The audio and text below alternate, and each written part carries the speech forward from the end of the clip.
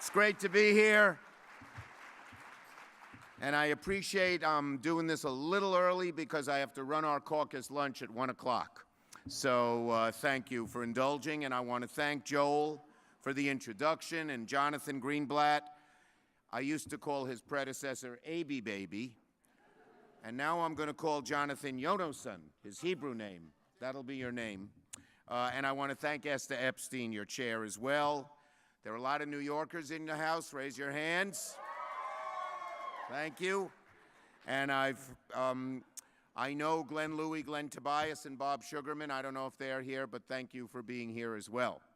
Now, first, a couple of notes within the Mishbucha. So I've had 2 simchas in the last few months since I've last spoken to you. The first is my parents celebrated their 70th anniversary on April 3rd. My mom is 90, God willing, she'll turn 91 in 2 days on D-Day. My dad is 95, he'll turn 96, God willing, on June 14th, Flag Day. My brother looked this up. Only 1 in 10,000 people get to celebrate their 70th anniversary, so that's a blessing. And then he looked up the longest anniversary ever. It was 90 years, 291 days. A couple in England married at 15 and each lived to over 105. So, mentioned by you. The other simcha relates a little bit to my speech. This is the first time I'm addressing you as a grandfather.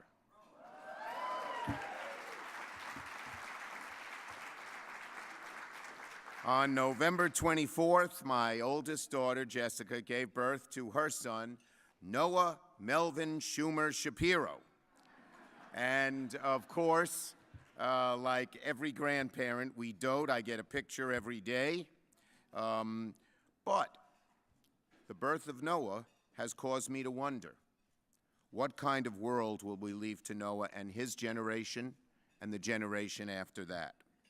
Because since World War II, anti-Semitism in America has been on the decline, but not so anymore. There's been a resurgence of anti-Semitism in Europe, where it seems to live and grow deep in its soil. Racism has been the poison of America for the hundreds of years. Anti-Semitism has been the same poison of Europe for millennia. But unfortunately now, in the past few years, there's also been a resurgence in America. Between 2016 and 17, the U.S. experienced the single largest increase in the harassment, vandalism, and assault of Jews and Jewish institutions. Nobody knows that better than you at ADL, and nobody has done more to fight it than you at ADL, and I thank you so much for that.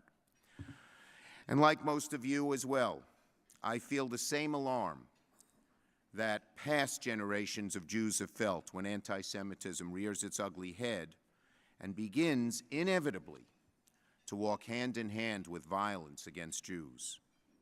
I know well that it is not only the Jewish people who are targets of this hate. ADL knows that too, because you fight bigotry in every dimension.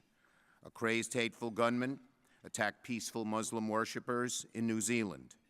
Catholics were targeted for slaughter by intolerant zealots in Sri Lanka. And in Charleston, South Carolina, our African-American sisters and brothers at Emmanuel AME Church were murdered by a hate-filled and twisted white supremacist. This is a global trend to target peaceful worshipers in their houses of worship that must be confronted and beat back. Now, here in America, it is regrettably on the rise against the Jewish people.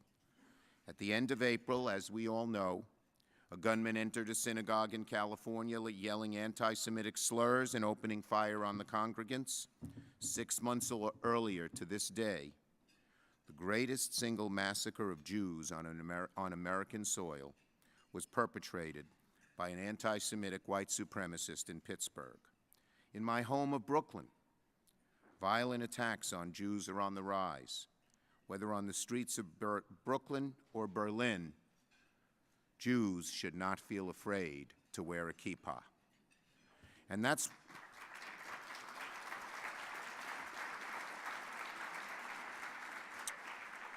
why every time when we, you as ADL members, we as Jews, and as Americans, hear or see anti-Semitism, we have a solemn obligation not to hold our tongues, not to parse our language, but to call it out with courage and with clarity.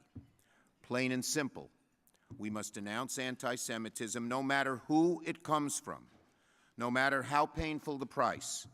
And we must build bridges with those who are also suffering from hate and intolerance and ignorance and the politics of cheap division. It will always be wrong to use anti-Semitism as a political weapon. To call it out when you perceive it in your political opponents, but not when it comes from your political friends, is wrong.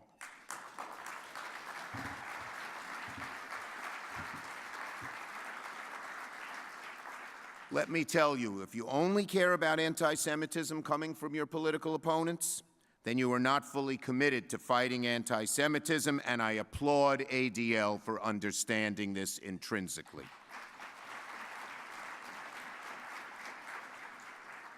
Jonathan Greenblatt, said it exactly right. Here's what he said, quote, "When anti-Semitism is used to score political points, it hurts the Jewish community." Getting this right matters a great deal. The resurgence of anti-Semitism is a problem that should marshal forceful bipartisan opposition and condemnation. It is crucial that we all face down the ancient poison of anti-Semitism together. But the very fact that today we must once again combat a resurgence in anti-Semitism, which we thought for decades, thankfully, was on the decline, is a reminder that Jews can never be complacent. We must remain vigilant against anti-Semitism. That's in our bones. That's who we are, and that's why the ADL is here, to stop the defamation of the Jewish people and to secure justice and fair treatment to all. The thing about bigots that we must understand, and some people don't, is that they're not selective about who they hate. Anybody who doesn't look and sound like them and doesn't believe in the things they believe is a target. That's why we've seen so many different houses of worship attacked profanely in recent weeks, whether it's in Sri Lanka or Poway or Pittsburgh or New Zealand, all rooted in the same white supremacist hatred and bile. And so we have to recommit ourselves every day to fighting anti-Semitism, but at the same time, because we have the capacity, we, of people who have suffered from bigotry for generations and millennia, must remain vigilant against all forms of bigotry. That means we must stand up and say that targeting Muslim Americans for exclusion to this nation on the basis of religion is wrong, that demonizing all immigrants, including children and refugees, and treating them inhumanely simply because they're not American is wrong, that telling transgender Americans they can't serve their country is wrong.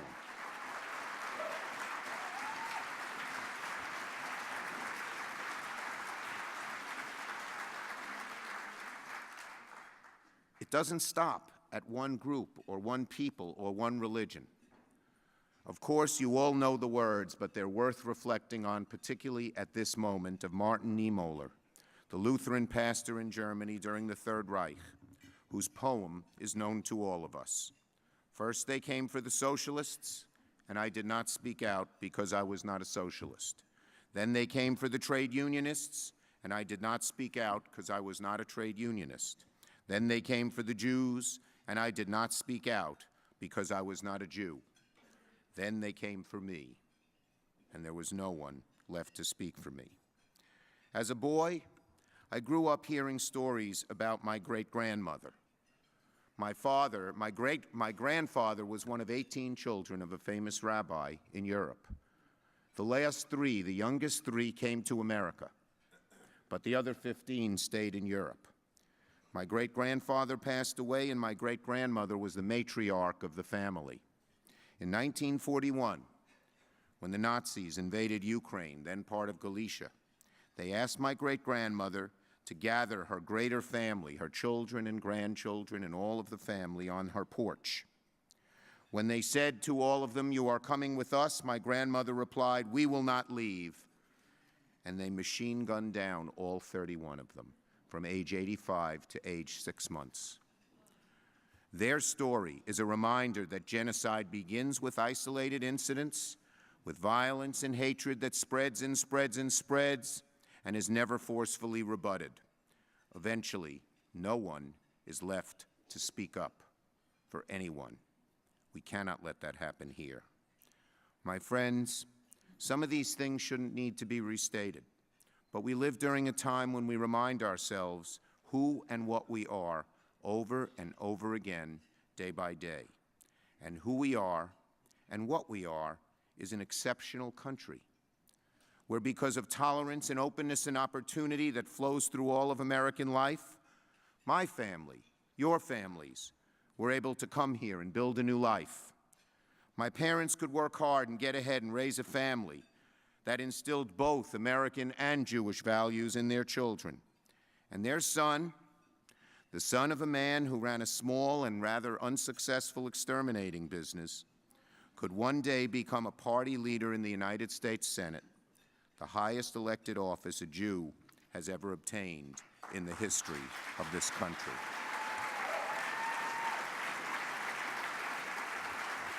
Those values of openness and tolerance, the ability to see ourselves in others, and abhorrence to bigotry and prejudice of all kinds will always be worth fighting for. These are my values. I know these are ADL values, and I look forward to continuing to work with you to make sure they remain American values.